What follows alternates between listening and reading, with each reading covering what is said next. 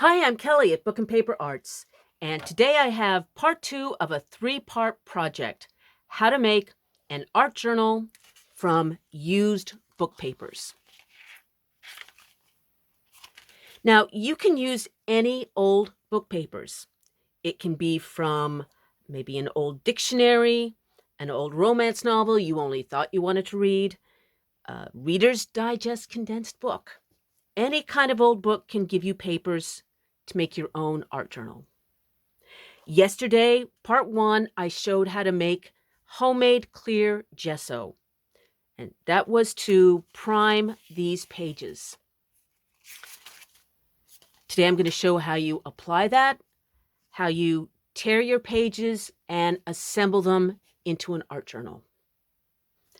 And then the next part 3, is going to be about how to work in these unusual pages to make a beautiful, expressive art journal just for you.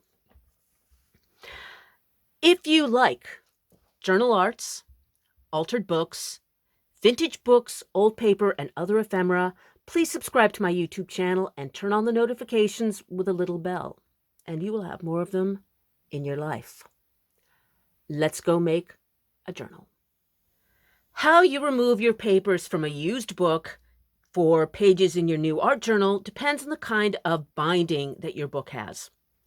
There are 2 kinds of bindings. There are sewn bindings and there are glued ones. Either one's going to work just fine for this project.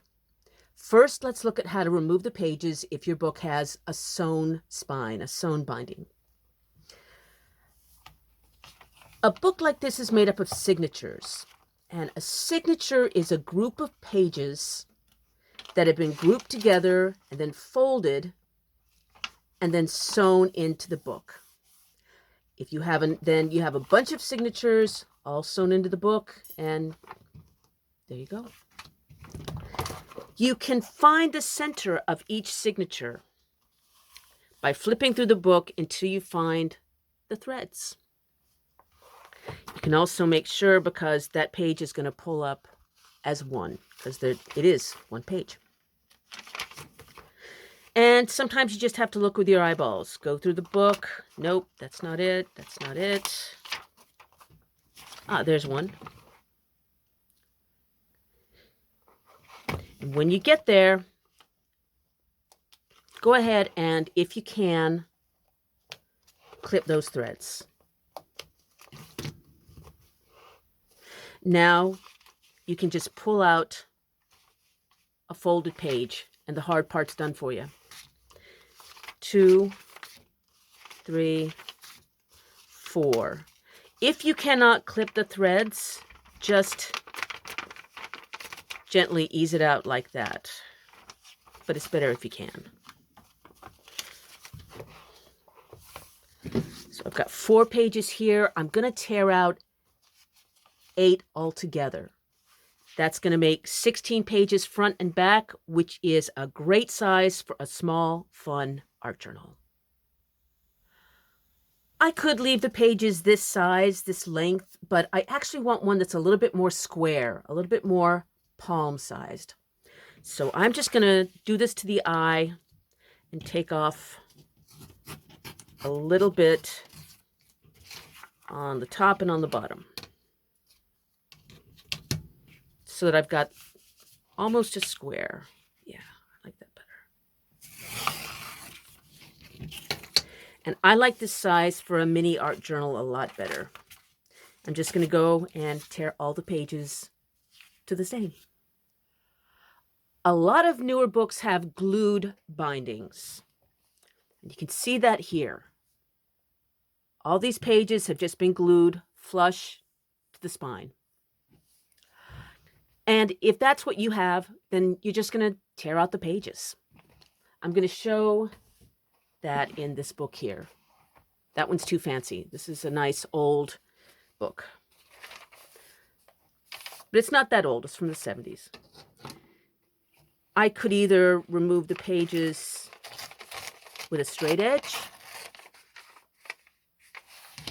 I could just carefully tear it out and not care much about what that edge looks like. as is my wont. And of course, you could cut out your page with a craft knife.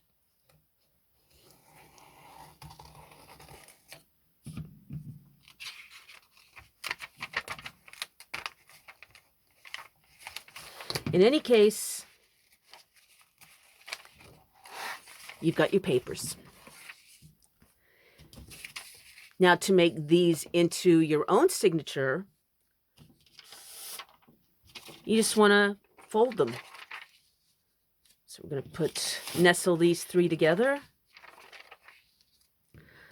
I will probably, again, as I said, use 6 or 8 pages for the final signature. But let's see how that looks.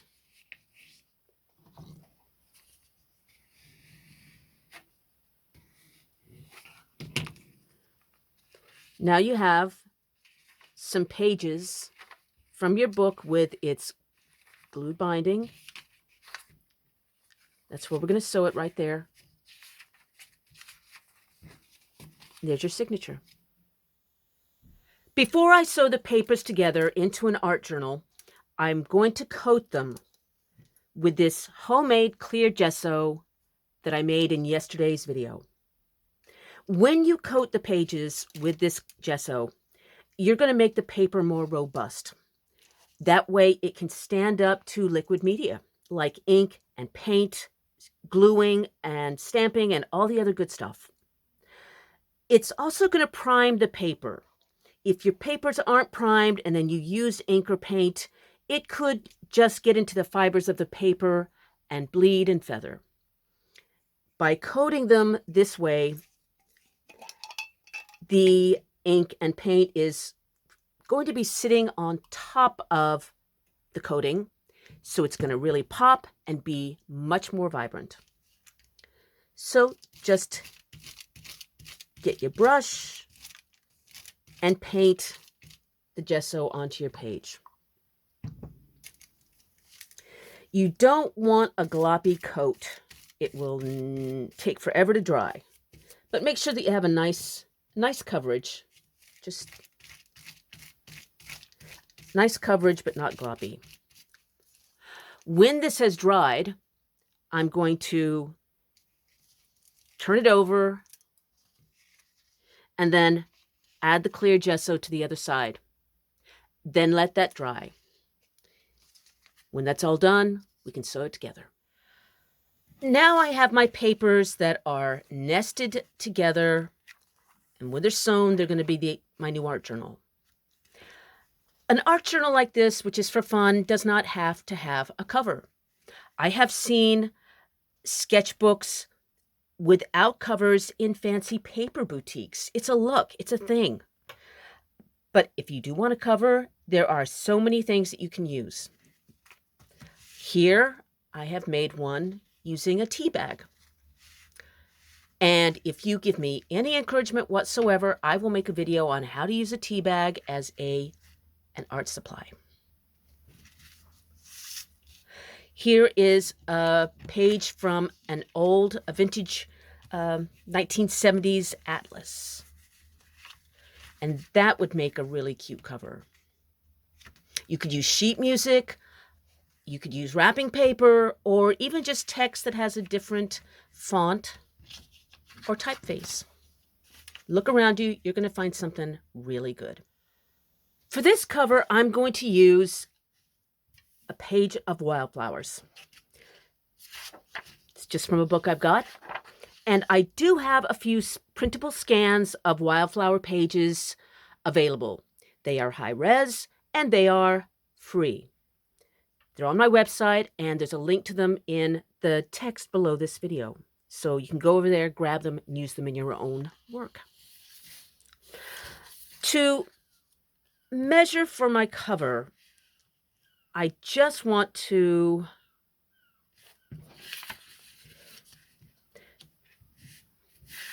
put that down and give myself about 1/8 of an inch on any side.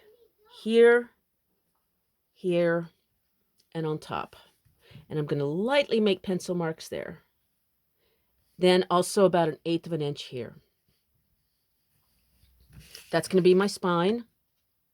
So you might need to add a little bit of room width there, just a little. Over here again, 1/8 of an inch, all around. And now I am ready to cut this out for my cover. This is going to look so cute. Now it's time to put it all together. Here's a disclaimer. This video is not meant to teach you proper bookbinding techniques. I'm just here to show you the least amount possible that you need to know to turn this into an art journal. If you're more advanced with bookbinding, you're going to find this crazy oversimplified. But if you're an absolute beginner and you try this and you find that you like it, you can go on YouTube and find so many fantastic, proper bookbinding videos. And I hope that you do. Here are some of the things that you're going to need to pull this all together. Bulldog clips help. A ruler. Some thread. Now, I am using bookbinding thread, and you can buy this at the craft store. It's pretty cheap. But if you don't have that, you could use a super light twine. You could use heavier thread, and embroidery threads work really well. You want a length that is 4 times the length of your book. 1, 2, 3, 4. Now, this is over generous. I will not need anything like this. But I can't tell you how many times I have done bookbinding and used the proper amount and come up like this much short. So I'm going to skip that today. 4 lengths of thread. If you have a pointy tool, this is called a bookbinding awl, that's handy. Here's a different one. But if you don't, you can do without it for today. Because you can use instead a heavy needle, which is what I have here. You just need one that's big enough to hold the heavier thread, and you are good to go. Make sure that your pages are really nestled in there really well. Then take your bulldog clips and anchor on either side.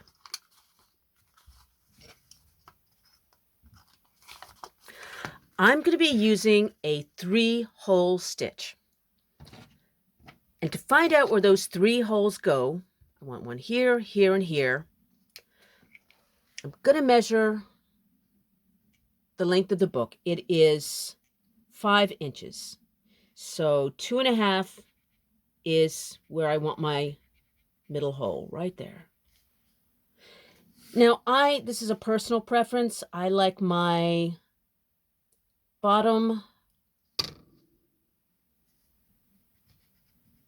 and top to be about 1/2 inch from the page, top of the page. You could put it higher or lower, it's up to you. I just find I'm more comfortable with the book in my hand if there's one about 1/2 inch here and there. In a signature this thin, we could probably just sew, but it's really helpful also to just go ahead and make your holes distinct where you can find them. This is my bookbinder's awl, and I've put my pages on this old book to protect my table. But again, if you don't have one, you can just use your needle like this. Mainly because this is such a thin signature. Please be careful. All right, don't sew yourself to the pages.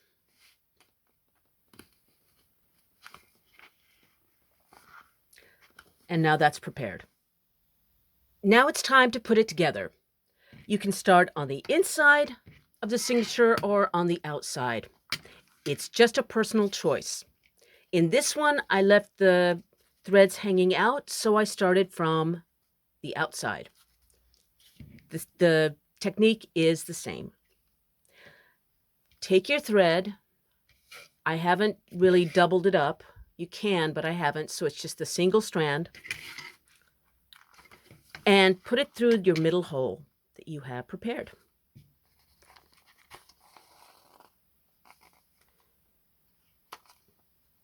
Leave a little bit of a tail there. Now go up to the top hole.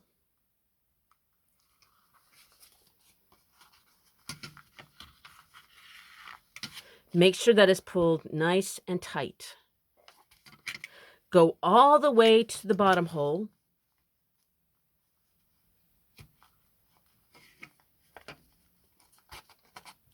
Make sure that's pulled nice and tight. And now go back to the center hole. Go into that again.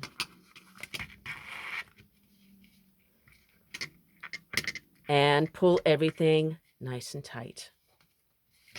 Go underneath here, and then you can tie a knot.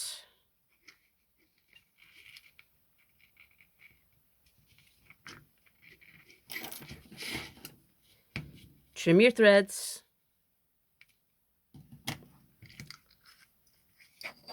And voila, you have made an art journal. Here are some finished journals. This is the mini book with the map cover.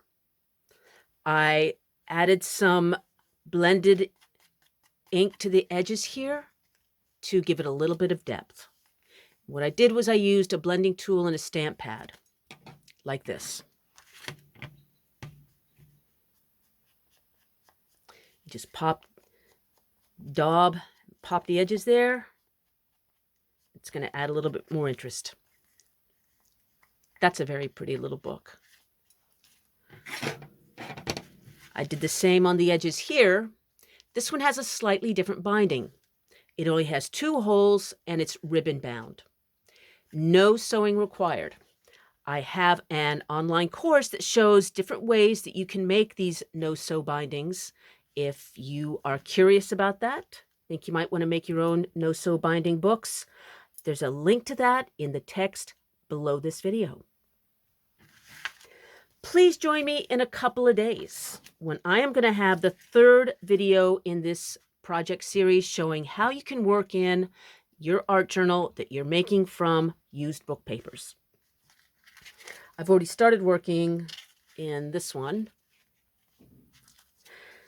So this next video is going to have painting, stamping, stenciling, collage, using up scraps, really whatever you can think of to make fun, expressive pages. If you are in the present, that's going to be this coming Sunday. If this is coming to you from the future, it's just the video after this one. Until then, please leave me a comment or a question below. We can compare notes. Until later, happy making.